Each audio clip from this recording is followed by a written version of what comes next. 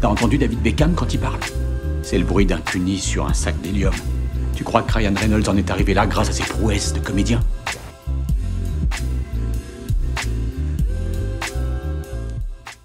Salut tout le monde et bienvenue sur l'écran fou, et aujourd'hui on parle de The Fall Guys, qui évidemment pour les gens de ma génération ou même celle d'avant ne va pas nous rajeunir, puisqu'on parle bien ici de l'adaptation de la série culte des années 80, L'homme qui tombe à pic, avec Lee Majors dans le rôle titre, c'était génial. Bon, après, chaque épisode était un peu le même que le précédent, mais bon, tu t'en foutais. À l'époque, tu prenais ça un petit peu sans trop broncher, ça t'occupait des après-midi de week-end. Et c'est assez amusant d'ailleurs que je dise ça parce que le film au final, il a un petit peu la même fonction, c'est-à-dire d'occuper un après-midi de week-end. Vous l'aurez compris, c'est pas le film qui va transcender le genre, même si, attention, tout n'est franchement pas à jeter, bien au contraire, mais que je pense qu'on aurait pu en faire quelque chose de tellement mieux. Alors dans un premier temps, avant que certains se jettent dans les coms, toute canine sortie et donc prête à mordre quand on parle effectivement de transposition de la série au format ciné, non, on parle ici d'une réinterprétation de la série, donc on garde en gros le contexte du cascadeur, donc du nom de Colt Seaver, et l'esprit enquête qu'on pouvait parfois retrouver dans la série, mais pour amener l'histoire vers autre chose, même plein de choses, trop de choses même. Donc, film réalisé par David Leitch, qui depuis quelques années s'illustre dans le paysage hollywoodien à travers des blockbusters plus ou moins acceptables. Et d'ailleurs, je me rappelle à l'époque, j'avais fait la review de son Bullet Train, que j'avais trouvé sympatoche, bon, sans plus, mais qu'effectivement, tu sens que le mec, il avait beau avoir pastiché les délires à la Tarantino ou encore Guy Ritchie, c'était pas ouf non plus. Il y avait de l'idée, mais mal mise en forme et avec des CGI qui tâchent de partout. Néanmoins, et c'était là pour moi tout l'intérêt de The Fall Guy, et surtout réalisé par David Leitch, au-delà du fait de réadapter les aventures de Colt Seaver, c'est qu'on parle d'un film sur l'univers de l'ombre du cinéma de grande ampleur, donc celui des cascadeurs. Et que David Leitch, à la base, est un cascadeur, au même titre que, par exemple, son compère Chad Stahelski. De toute façon, c'est pas compliqué, les deux viennent de la même écurie, d'ailleurs, ils sont très potes. Donc logiquement, rien que sur un tel postulat, tu es en droit d'espérer une sorte d'ode aux cascadeurs, donc ces hommes de l'ombre du cinéma hollywoodien, sans qui finalement on n'aurait pas pu faire grand-chose durant des décennies de mise en scène de blockbusters, bien avant l'avènement du tout CGI. Et donc, on était également en droit aussi d'attendre, pour défendre le sujet, un film qui va essentiellement jouer sur le practical, là où au contraire, et c'est clair comme de l'eau de roche, à travers tous ses films précédents, à David Leitch, ou presque, quand il est question de taper dans le numérique, il est pas très bon. Je dirais même que c'est carrément dégueulasse.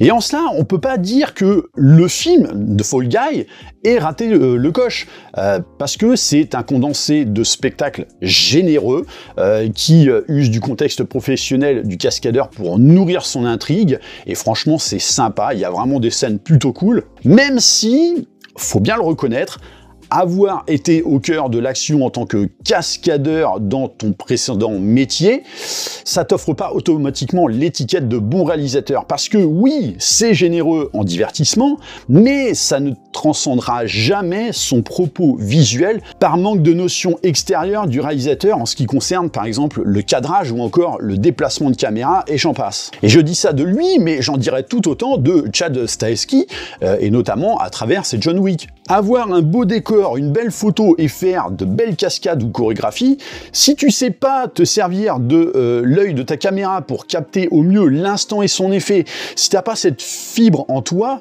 ça sert pas à grand chose. Tout ça, c'est pas inné d'un métier à un autre, même si on est dans le même cadre. Enfin, ça rendra pas non plus le film nul, faut pas exagérer, juste qu'en fait, il sera pas à la hauteur, comme je le disais, de ce qu'il pourrait être. Et tout à l'heure, quand je parlais du contexte du cascadeur pour nourrir ton intrigue, c'est un peu ça le problème.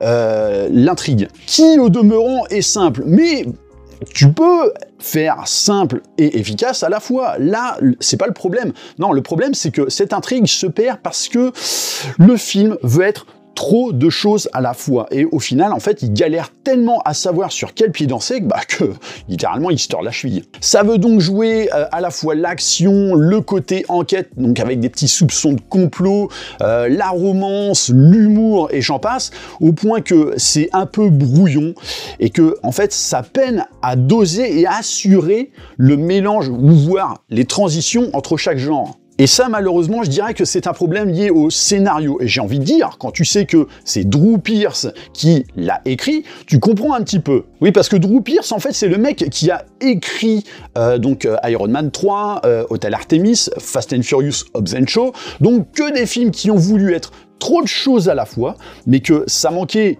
effectivement d'un certain équilibre pour offrir une vraie clarté et de surcroît quelque chose de suffisamment digeste. Et là, ça se ressent un peu trop et j'aurais tendance à dire que ça pèse sur l'ensemble à tel point que, en fait, ça en expurge le peu d'intérêt qu'on pouvait trouver au film. Et pire, ça peut mettre effectivement l'intrigue principale au second plan, voire même au rang d'anecdote. Et c'est dommage parce que dans les grandes lignes, le film est pas mauvais.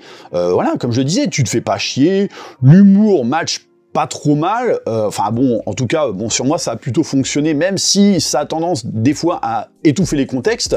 Et puis Ryan Gosling propose une itération moderne du personnage de Colt Seavers, qui est pas inintéressante à mon sens, qui ne singe pas et n'insulte pas non plus la version de Lee Majors dans la série, puisque bon, effectivement, là on est sur un petit peu autre chose. Je trouve même son choix au casting d'autant plus intéressant qu'ici, il doit jouer un personnage qui, dans l'univers cinématographique, n'a pas vraiment de visage, ce qui est assez amusant quand Ryan Gosling est réputé pour son style mono-expressif, donc un mec qui n'a qu'un seul faciès, quoi.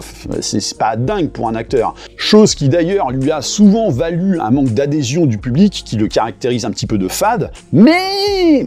Et c'est là que je trouve le film sympa, et Ryan Gosling tout pareil, c'est que depuis Barbie, et pourtant, Dieu sait que je déteste ce film de merde au plus haut point, Ryan Gosling a vraiment fait un travail énorme pour traduire ce qui lui a toujours fait défaut, à mon sens, de l'émotion faciale. Il portait Barbie sur ses épaules, à mon sens, de par son originalité là où on n'aurait jamais pu l'attendre, et pareil pour le domaine de l'humour, même si... Bon, c'est un peu faux, dans le sens où il en a quand même joué un petit peu, notamment chez Shane Black, dans, par exemple, The Nice Guy. Et là, c'est un peu pareil avec The Fall Guy. Le mec, tu sens, il est investi et qu'il s'éclate dans quelque chose qui le sort de ses rôles sérieux, chez des réalisateurs chevronnés comme il en a l'habitude.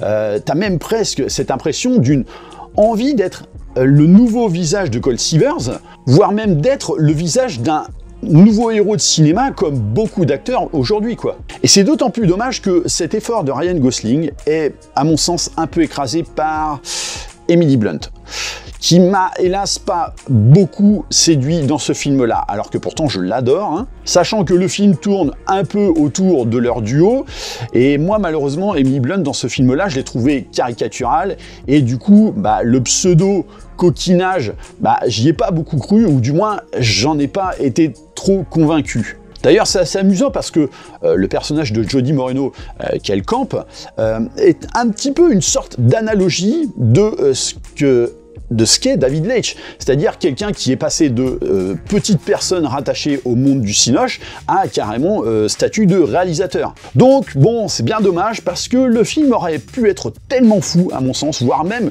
j'aurais voulu qu'il soit mais carrément méta à l'extrême, donc une sorte d'apologie du cinéma d'action fait main, donc au prix d'hématomes et de cicatrices en tout genre, à une ère du cinéma facile, du tout numérique qui pour moi, nuit au métier de cascadeur. Et c'est vrai, le film en fait, à mon sens, énormément référence, au même titre qu'il évoque notamment le risque de l'arrivée de l'intelligence artificielle. L'an dernier encore, on en a pas mal parlé, et notamment sur la chaîne, avec la grève des scénaristes et des acteurs, mais l'IA est également une menace pour le métier de cascadeur à un point mais insoupçonnable. Et je trouve ça bien que le film le dénonce justement, ça et d'autres choses. Alors bien sûr, je vous spoil pas, mais le bordel de fin est effectivement là un petit peu pour en témoigner. En fait, ce qui manque à ce film, à mon sens, c'est pas compliqué. Primo, un second scénariste pour épauler Drew Pearce et surtout le réguler dans ses idées fourre-tout.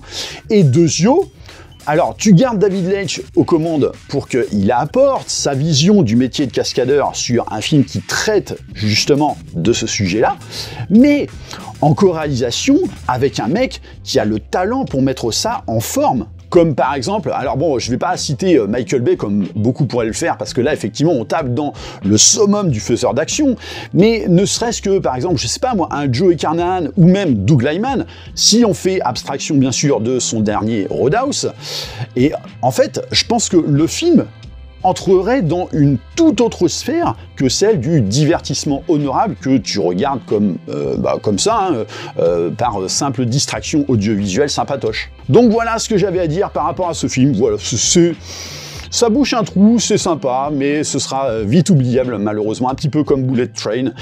Donc n'hésitez pas, en tout cas, à me dire dans les commentaires ce que vous avez pensé par rapport à tout ça. Pensez bien sûr à liker et partager la vidéo. Pensez à vous abonner à la chaîne de manière à vous tenir informé des prochains contenus. Et moi, je vous dis à très bientôt pour une prochaine vidéo. Allez, bye!